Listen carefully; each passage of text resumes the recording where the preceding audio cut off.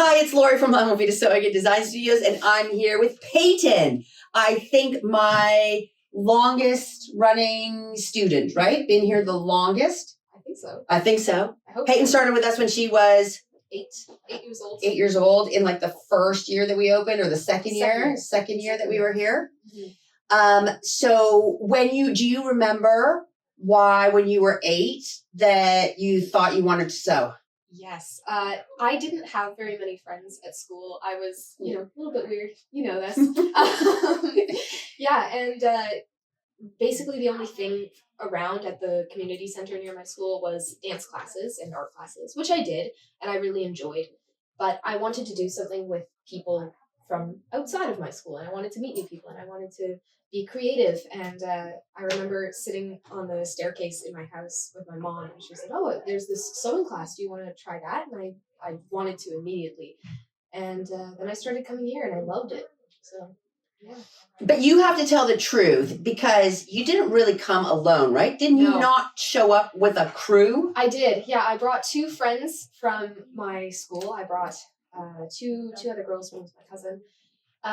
They ended up leaving the studio, and they were a little crazy in their own ways. Not to get into the details. No, but I think they wanted to come because they thought that what you were doing was cool. Yeah. So they wanted to do the cool thing that Payton was doing. Or their moms wanted them to do it. Yeah. But it wasn't quite their jam the way that it was yours. Yeah.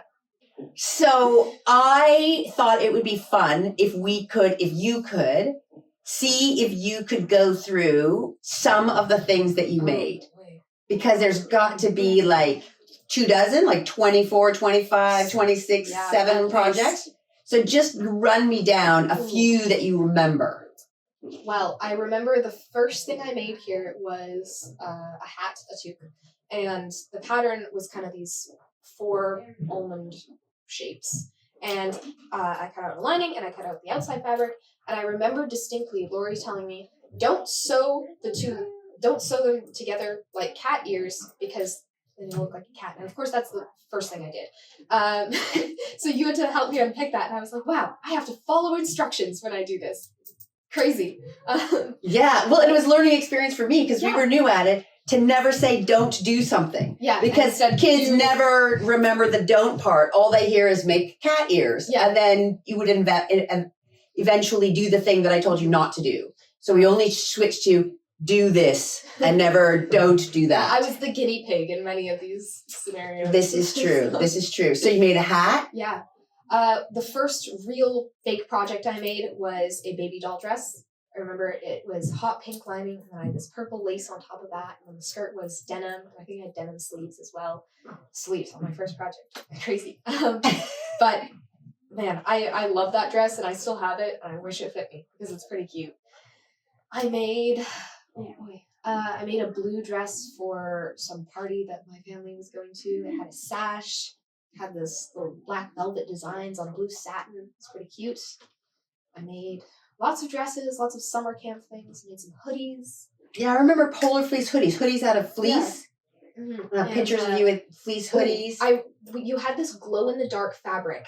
It was light blue, and it had these glow-in-the-dark clouds on it. And I remember I made this light blue polar fleece hoodie with the pocket out of that glow-in-the-dark fabric. And I was so excited by it, because I would go stand out in the sun, and I would let it charge, and then I'd go inside and I'd just look down at my glowing clouds. I remember one project that you made where there was like that you had shorts on one side and long pants on the other side. That was wild. I made like a circus costume. It was white, had a long leg, and then shorts, and then it had a long sleeve, and then it was tank top thing, and I had this weird scarf situation with it. I don't really know what probably 9-year-old me was thinking when she designed that, but it was something. Yeah, and you were very, very convinced, and I was like, I'm not sure this is fashion, I'm not sure. And then you went away on vacation, and you saw on a mannequin. Yes, I remember that. A mannequin that had a jumper on that had one short leg and one long leg, and you took the picture and you said, see, Lori, it is fashion. It is. Oh, I was so on trend. Yes, you were very, very fun. And then also, besides clothes, you made costumes. Yes. Halloween costumes, right? Yeah, I made the greatest Halloween costume ever, which was the Ghost Bunny. It was basically a white sheet, a long white thing, and I had 2 mesh holes for eyes, and then I made bunny ears to go with that, and I was a ghost bunny because I loved everything with rabbits on it, and I couldn't just be a ghost for Halloween. I had to be a ghost bunny. But I still have it. It's great. I love it. Yeah, and what else have I made? Oh boy. What did you wear? So you participated. We did Vancouver Fashion Week twice or three times? Twice? Twice that I was in it. And what did you wear for those? What did you make for those? Well, the first one I made this red wool coat, and I was so proud of it. Because I had buttons, I had toggle buttons, I had pockets, I had lots of top stitching. I never top stitched anything before, but I was so excited that I had the ability to sew straight enough that it wasn't going to look like crap. So yeah, I wore that for the first one, and I remember walking down the runway, and there was a big screen behind with my name on it, but I didn't know that. So I walked to the end of the runway, did a little pose, and I turned around and I saw my name in huge lights. And you can see on the video my mom took, I go like, I was trying to keep it cool, but I had this moment of like, oh wow, that's crazy. And then the second time I had like a camping outfit that I made. So I had these black sweatpants with some patches on them and a puffy jacket. Well, the sleeves were puffy. The rest of the jacket was plaid wool. And yeah, the puffy sleeves were an adventure. Sure. Yeah. Yes, because it was the first time that we had adventured into something puffy or puffer. Yeah. And we had decided, or Payton had decided, and I let it agree, that they would be down. They would be feathered sleeves. And so then the first time we made all the channels. Mm-hmm. And then Payton tried stuffing them so tight that I could barely get my arm in it. And then all the ends of the feathers were poking through the fabric and just stabbing me everywhere. Because we just thought it would puff out. Yeah. We didn't realize that it would puff in. And it made directions. In all directions. I don't know why. Yes. And so then she had these and they were, when you overfill something, they get stiff. Yeah. And you were like walking with these big puffer arms. You're like, I don't think this is going to work, Lori. Full range of motion. Yeah. You're always my test subject because you're always pushing the limits of everything, right? Yeah. Like you were young and you were like, I want a wool coat. I want a puffer thing, right? You were never the welt pockets the first time. Oh yeah, I want welt pockets exactly. Mm-hmm. And then it was like, how many times can we do welt pockets? Yep. Yeah. And then there was a few, right? There was a few abandoned projects. You were a little bit famous for a little while for abandoning. I came back to a lot of them on my own time at home. Probably the most famous comeback was maybe I was 12 or 13. I wanted to make a blue kind of vinyl on the outside and nice and fleecy on the inside coat, zip-up jacket, collar with welt pockets. That was the first welt pocket situation with, kind of puffy sleeves. I wanted to be oversized, and I don't know what was going on with that, but I gave up on it because I was having trouble with a lot of things. The fleece lining started to stretch larger than the outside, and I didn't know what to do about it. And I didn't really have the problem solving capabilities that I do now to figure out, how to work around this and how to think of a new solution to the problem.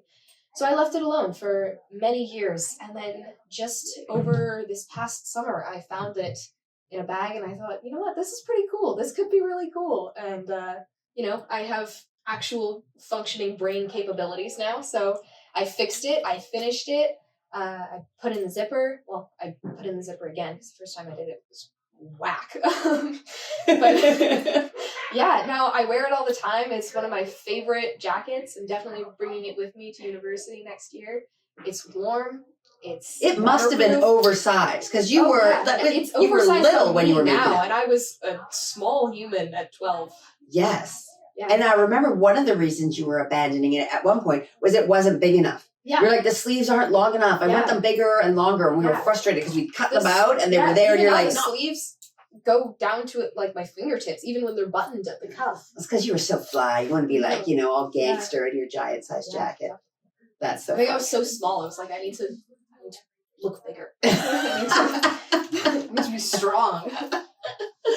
That's awesome. Do you remember that curse I had where I would somehow leave a pin inside of every garment I made? Yes, it would end up inside the lining somehow, and I could never get it out. We'd have to like pull off the head and then push the pin through, and I'd just have like one of the daisy plastic heads. Yes, they're like so many projects. They're like the little heart or whatever, right? The love that you leave in all of your things. It's like the little topper of the pin. At least we're past that. I don't want to be wearing my prom dress and feel something poking through me. It'd be really terrible. But yeah, that was going on for a long time. Every project I made, I'd left a pin in it somehow. That's awesome.